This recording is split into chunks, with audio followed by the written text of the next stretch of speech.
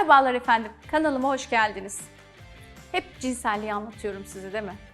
Peki, cinsellik ne demektir? Hiç bunu konuştuk mu? Hayır, konuşmadık. O zaman cinsellik nedir? Önce bunun tanımıyla başlayalım bugünkü videomuza.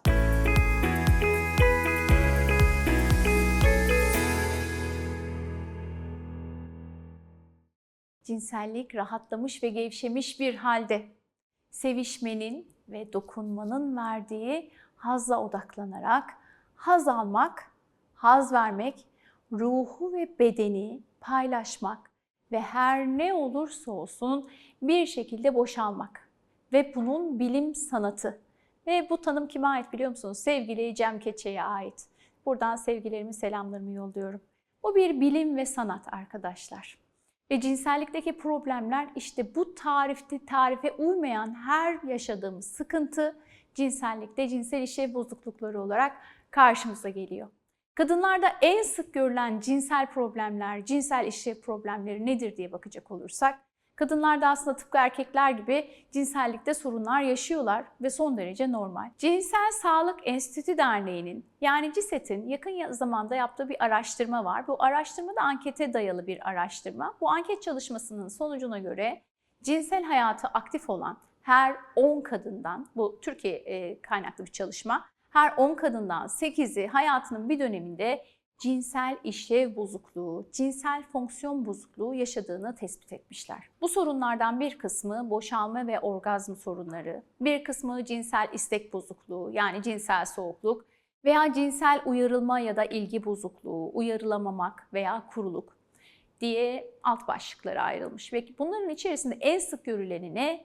En sık görülen cinsel işlev bozukluklarının en başında geleni ağrılı cinsel ilişki ve cinsel istek bozukluğu diyebiliriz. Bunların dışında neler var? Disparoni dediğimiz ağrılı cinsel ilişki, vajinismus dediğimiz penetrasyon korkusu ve cinsel ağrı bozuklukları da bir diğer cinsel işlev bozuklukları olarak kadınların karşısına çıkan sorunlar olarak bize başvuru sebepleri.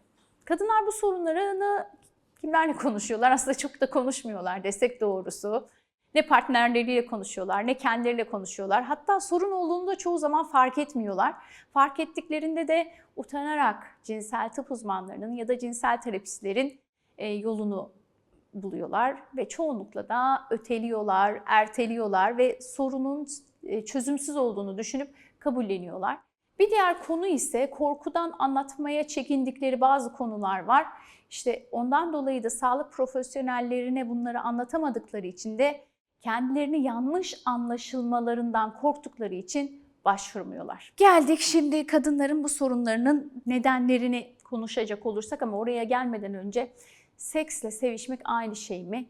Bundan birazcık bahsedelim. Daha sonra kadınların sorunlarına tekrar döneriz. Çünkü bu konu onunla biraz bağlantılı. Seks ve sevişmek aynı şey demek değil. Aslında şöyle düşündüğümüz zaman genel manada erkekler seksi seviyorlar, kadınlar sevişmeyi seviyorlar. Seks erotizmi besliyor, sevişmek de romantizmi besliyor. Kadınlar daha romantik, erkekler daha erotik canlılar olarak tabii ki düşünebiliriz. Sekste bazı teknikler vardır, cinsel tekniklerin uygulanmasını içerebilir. Aynı zamanda seks demek penis-vajina birlikteliği demek de gerekiyor. Seksi insanlar neden yapıyorlar? Cinsel tatmin elde etmek için yapıyorlar, üremek için yapıyorlar, cinsel birleşmek için yapıyorlar. Seks elbette ki biz insanoğlunun soyunun sürmesi için, devamlılığı için, içimizde cinsel dürtülerle dünyaya geldiğimiz için bir gereklilik aynı zamanda ve cinsel tatmin için de bir gereklilik. Cinsel birleşme ne? İşte erekte olmuş bir penisin vajinal penetrasyon yoluyla ileri geri hareketlerle vajinanın içinde hareket etmesiyle gerçekleşen bir eylem. Aslında seks, vajinal penetrasyonu gerektiren bir şey. Ama sevişmek bunun çok daha ötesinde bir kavram. Çok daha geniş bir kavram. Seksin kelimesinin içeriğindeki en çok bildiğimiz şey vajinal seks ama bunun dışında oral seks var, anal seks var, karşılıklı birbirlerine yapılan partnerbasyon dediğimiz mastürbasyon teknikleri de bu kavramın içerisine giriyor. Ama sevişmek çok daha geniş bir kavram. Seksi de içine alan bir kavram. Ama seksten çok daha fazla bir ruhsal ve bedensel birleşme halidir aslında sevişmek. Dokunma sanatı da diyebilir miyiz sevişmeye? Evet, dokunma sanatı. Seksten çok daha fazla çiftler arasında bir yakınlık gerektiriyor. Çiftin birbirine yani kadın ve erkeğin birbirine duygusal olarak bağlı olması gerekiyor. Birbirini sevmeyen iki kişi seks yapabilir ama birbirini sevmeyen iki kişi sevişmeden bahsetmek çok da mümkün değil. Tam da burada şunu söylemek istiyorum. Hani az önce yukarıda bahsetmiştim ya, yani bir videoya başlarken kadınlardaki cinsel işlev bozukluklarından. İşte kadınlar seks değil, sevişmeyi arzuluyorlar. Sevişme olmadığı zamanlarda da işte cinsel işlev bozuklukları yaşıyorlar. Sevişmek daha böyle romantizmlerini besleyen, duygusal yakınlıklarını besleyen, kendilerini özel ve ilgi odağı içinde hissettikleri bir kavram olduğu için kadınlar sevişmeden çok daha fazla keyif alıyorlar. Sevişmek çiftin birbirine dokunmasını, birbirlerine sevgilerini ifade etmelerini de tarif ediyor mu? Evet, böyle bir geniş kavramda ediyor. Sonucunda, sevişmenin sonucunda illaki penis vajina birlikteliği olması gerekmiyor.